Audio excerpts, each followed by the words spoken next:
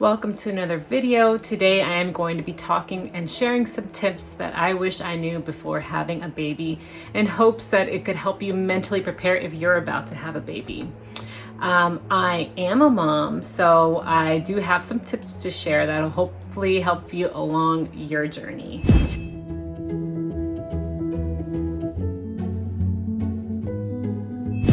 All right, so number one.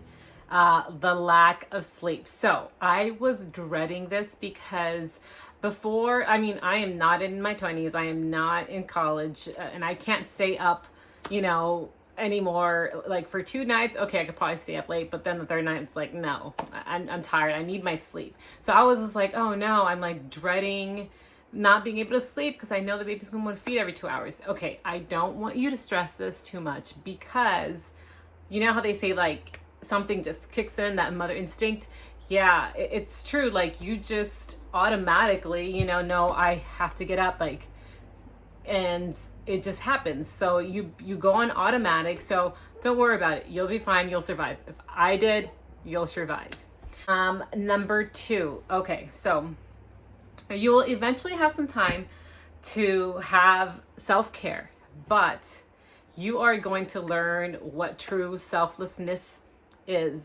That baby is going to come before everything. So I don't want you to kind of worry and saying, oh my God, I don't have enough time for myself, because yeah, you had a lot of time to yourself before the baby. But now you have a human that relies on you for life. So, you will learn the true definition of selflessness. And eventually you'll get time to yourself again. But the first few months, just be prepared to be there for your baby. Number three, nursing. I don't think anyone really prepares you for nursing. So I know that everybody's experience is different, and I'm just going to talk about my experience. So I feel like the first 6 weeks of nursing are the absolute hardest. If you could get through the first 6 weeks of nursing, you're golden. You're golden. I went through a horrible phase of nursing. I didn't know that he was not latching correctly. So then it was, I don't know, I had gotten infected. I had to start pumping, giving him the bottle. Then I had to and then he got used to the bottle. Once I healed up, then he got used to the bottle, and then he didn't want to nurse again. So I had to get him back getting used to nursing because he was so used to the fast flow of the bottle. So, it was a whole process. And then it hurt so much when I was nursing at times. And you feel bad. I felt bad. Like I want to nurse him, but oh my God, I don't want to nurse him. Like it is too painful. So, just prepare for that first 6 weeks. You're good. You're good. You can do it. So what I wanted to point out about that before, I have some notes here because I didn't want to figure out some details, is that, the process of like pumping is also stressful. Like you have to sterilize and wash and pump, and I had to go to work, so I was doing both. I was nursing him in the mornings, nursing him in the middle of the nights, nursing him at night, and during the day I would pump at work. So that whole pumping process is a bit stressful. Number four. Okay, so this is realizing that you're not going to have you're not going to have alone time anymore.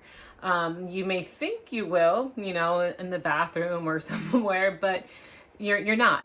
I don't think a lot of moms actually talk about this. Like, it's okay to miss being alone. It doesn't make you love your baby any less. I love my baby. How can I not love my baby?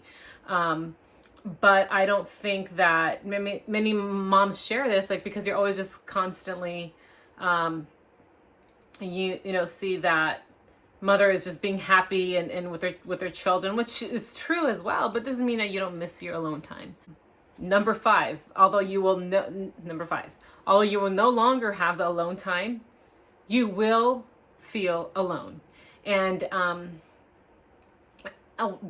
let me explain that a little bit more. So you're going to be exhausted, right? Physically, you're going to be exhausted. You're going to be nursing. Your body's going through so many changes. It's a lot. You're recovering Don't be hard on yourself. Although, you know, your husband's there for you, or your partner or whoever, they're not you. They're not going through the process as you. So you are going to feel like, you know, just sometimes, and then your emotions, you know, and everything that's going on, your hormones are balancing out. There's a lot going on. So it's normal to feel alone. So don't feel too, don't be hard on yourself about that. Number 6. Make sure you stay in good communication with your husband, your partner, or whoever is there for you. Particularly for me, I had to make sure to communicate to my husband, because you miss your marriage. Like, your marriage is not the same. Talk to your partner so he knows how you feel, and although like he can't do much because the baby is always going to want you, at least he knows how you feel, and he could comfort you in whatever, at some level, or whatever way. Verse 7. So you are going to go through unproductive phases. And what I mean by that is, like, if you're used to doing, you know, just productive things, you're going to feel like you are not doing anything, but your body needs you to not do anything. You need to be focused on feeding that baby and sleeping with that baby and resting. Don't overwhelm yourself with trying to do it all. You're keeping a human alive. And that brings me to number 8. All right. Plan ahead for food time, for your meals. And plan for good, nutritious food, especially if you're going to breastfeed. If you know you have family that could cook for you every night and rotate that around, you could do that.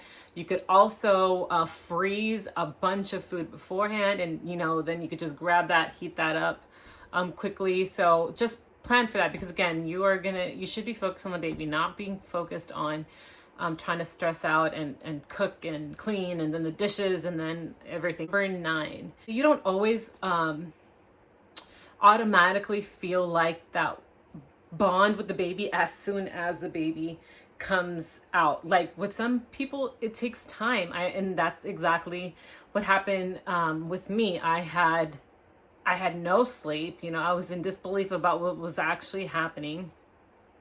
And it takes time for for some moms to bond with their baby. I mean, I was just processing what just happened, and it took me some time to kind of like, yeah, this is my son. And you know, I had to become a little bit more conscious, because I was still kind of in a daze after everything happened, because I did do a natural birth, and I talk about that in another video. But don't be hard on yourself. Please don't be hard on yourself. It takes some people time. And I know there's so many moms that talk about like it was love at first sight and all that. And that's beautiful. That's so beautiful. And I'm not saying that doesn't happen, but it doesn't happen for everybody. So again, don't be too hard on yourself. Number 10, that baby is going to rely on you more than daddy, no matter what. As you hand the baby off, and you're ready to go to sleep for a nap or whatnot, that baby is going to wake you back up, because it's not the same without mama. All in all, having a baby and being a mother is beautiful. The relationship you're going to have with your baby, it's the most beautiful of all. And my son now, he's 1.5 years old, and it is just a fun journey, seeing this little human grow, and he is part of you. Like, he is literally part of you. So I think that it's just super cool. And a little reminder that the first year especially, it goes by so fast. Soak in that, you know, those moments of just him or her laying on your chest, and it's beautiful. It's beautiful. So let me know if you like this video. Go ahead and comment, subscribe, and like, so you get notified for the next video. Mamas, you got this. You got it. All right. See you next time. Much love.